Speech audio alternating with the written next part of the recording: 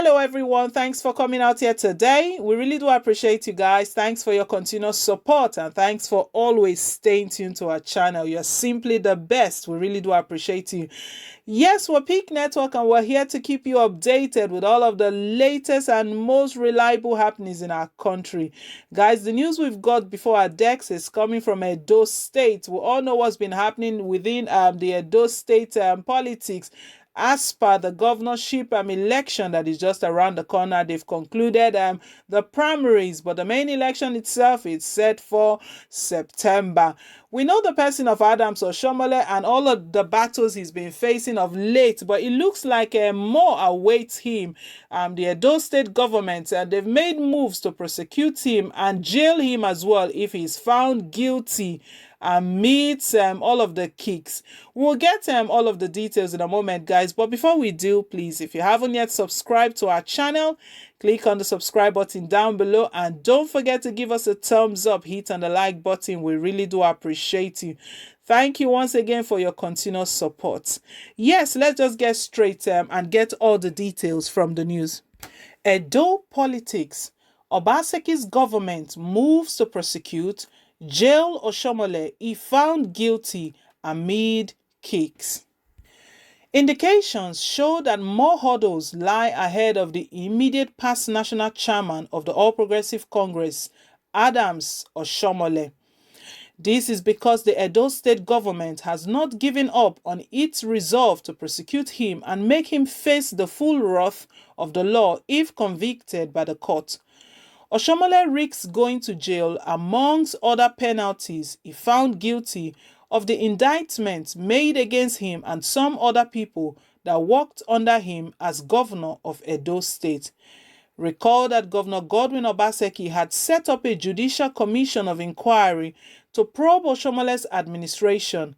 The commission was headed by Justice James Oshiomohle, which investigated the construction of the Edo Specialist Hospital and supply of equipment for the hospital during Oshiomohle's tenure. After its investigation, the commission made its finding known and made some recommendations for the state government. Most importantly, the commission indicted Oshiomohle's administration for violating the state's public procurement law.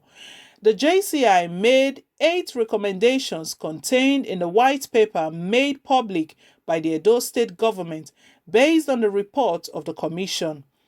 The commission also recommended that the Edo State Ministry of Justice should take civil and criminal actions against those indicted for breaching the procurement law. Earlier in May this year, the commission led by Oshiomohle had, during the presentation of its report, explained how the breach was done by Oshiomohle's administration. Oshiomohle had stated that the procurement law clearly states that any contractor working on a government project should not receive more than 25% upfront payment upon contract award, which Oshiomohle's administration allegedly contravened. Oshiomohle had revealed that the immediate past administration of Oshiomohle paid 75% of the contract sum upfront for the project to VAMD Engineering, which obviously violated the state's procurement law. After receiving the reports, then, Obaseki had promised that his government would prosecute those found culpable and made them to account for their actions, no matter how highly placed they are. He added that his government has been putting in the right measure and there are government resources that needed to be recovered from some people. Obaseki assured that his government would not hesitate to ask those culpable to return those resources to the state government.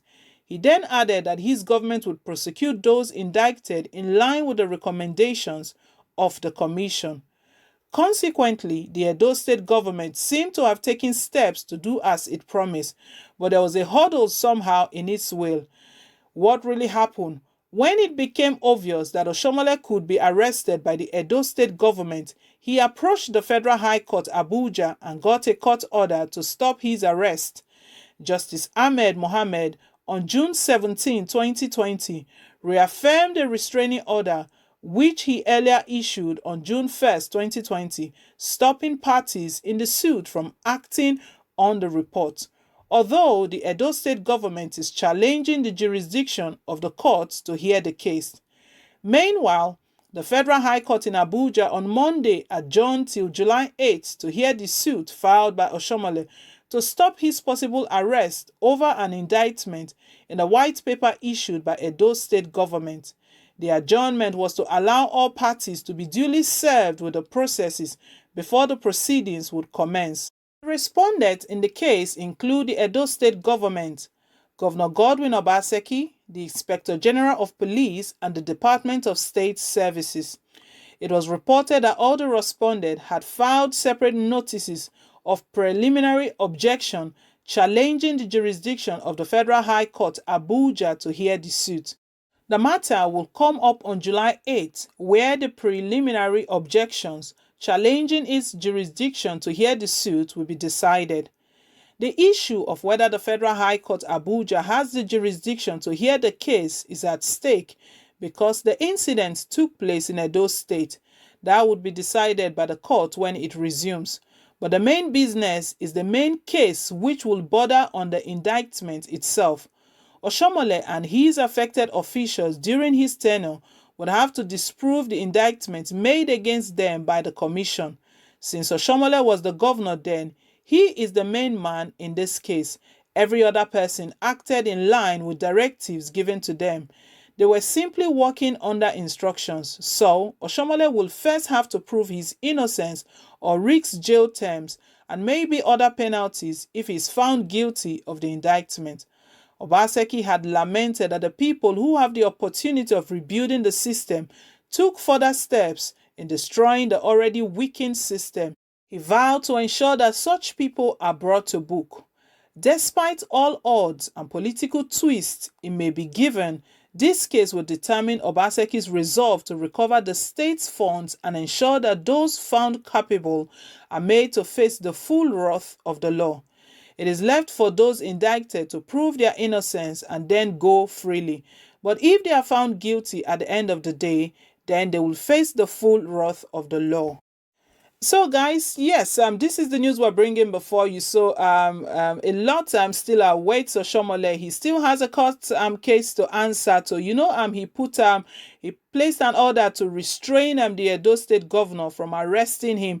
But right now, we know the hearing for that case to see his reasons why he would not be arrested has been set up for July 8th. But we still know that Obaseki, you know what he vowed? He stated that those that took money out of the state, money meant to move the state forward, enhance the state, and make life better for the people of Edo State, all of those that took money out of the state, they have to be brought to book and they have to return those monies back to the state. So Oshiomohle still has a lot, even with the fact, with all of the battles he's facing right now, as the recently, would I call him sacked or suspended national chairman, is no more the national chairman because the committee, the National Working Committee, does not even exist anymore. It's been dissolved. But we know that the suit that was filed against him was regarding the specialist hospital that was built, and it was said that he breached the procurement law, which states that you only pay 25% upfront until the completion of the contract. But what happened was that Oshiomohle actually paid 75%. So he has to go to court and answer some questions, what really happened, and actually defend himself. Because we know at this stage, it's still the early stage, there are all allegations until he's found guilty by the court of the law. So we'll see how all of this goes, guys. I know it's really a tough time for Oshiomohle at the moment. So guys, please leave your take, leave your comments down below at the comment section. Would really love to get on in a healthy conversation with you. You know, a lot of people believe that Obaseki, what he's doing is doing the right thing. If Oshiomohle really did breach the procurement law, if he took out money from that is meant for the states for other purposes, then he has to face the law. But we know that the court has to decide this. At least he has to go to court and defend himself. So let us know if this is a good move that Obaseki is pursuing. I want to say a big thank you once again to all of our subscribers. We really do appreciate you.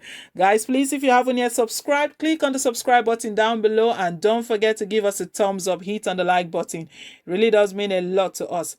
Till I come your way again, guys, with more updates. It's bye for now and God bless.